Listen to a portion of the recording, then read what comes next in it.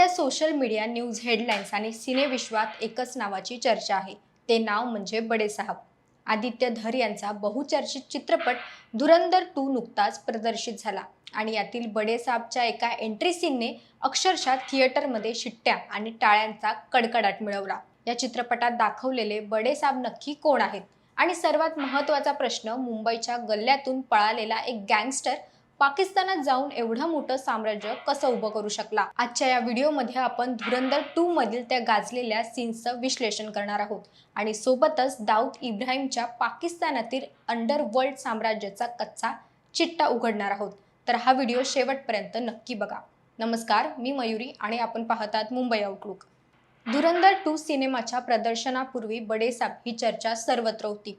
ISI प्रमुख major इक्बालची भूमिका साकारणारा अर्जुन रामपाल एका बडेसाहबशी वारंवार फोनवर बोलताना दिसतो. रणवीर सिंगने साकारलेल्या हमजा अलीला ISI प्रमुखापेक्षाही वरचढ असलेला हा बडेसाहब नक्की कोण आहे हे कळतच नाही. जेव्हा अर्जुन रामपाल त्याची भेट घालून देतो तेव्हा रणवीर सिंग याला कळतं की बडेसाहब म्हणजे दाऊद इब्राहिम आहेत. दाऊदची भूमिका अभिनेता दानिश इक्बाल याने साकारली आहे.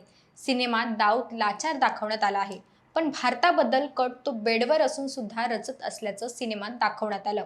वृद्ध झालेला आणि बेडवर पडलेला दाऊद भारतात अशांतता कशी निर्माण करायची याबद्दल ISI आणि त्याच्या हस्तांकांना सूचना देत असतो.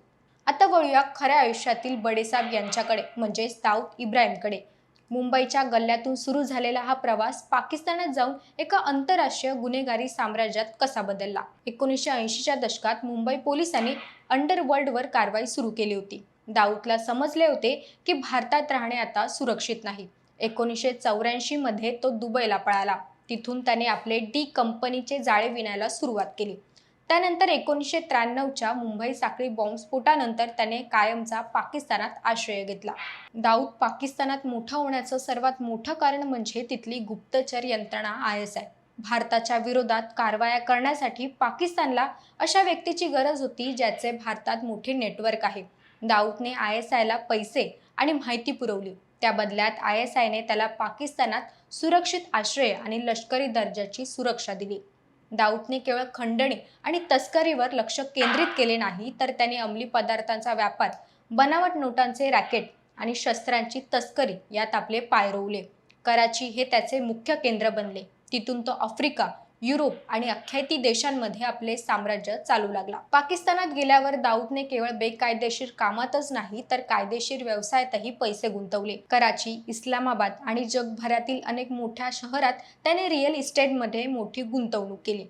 यामुळे त्याच्याकडे अमाप पैसा आला, ज्याचा वापर करून त्याने पाकिस्तानमधील राजकारणी आणि लष्करी अधिकाऱ्यांना आपल्या खिशात ठेवले. दाऊदने लष्कर-ए-तोयबा आणि जैश-ए-मोहम्मद सारख्या दहशतवादी संघटनांना आर्थिक मदत पुरवण्यास सुरुवात केली. यामुळे पाकिस्तानातील कट्टरपंथींचा आणि यंत्रणेचा अधिक खंबीर पाठिंबा मिळाला.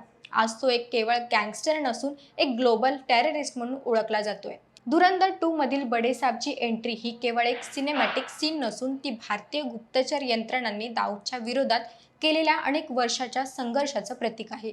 दाऊद इब्राहिम पाकिस्तानात मोठा झाला कारण तिथल्या यंत्रणेचा वरदहस्त होता, पण आजही भारतीयासाठी तो एक असा हिशोब आहे जो अद्यापही चुकता व्हायचा आहे.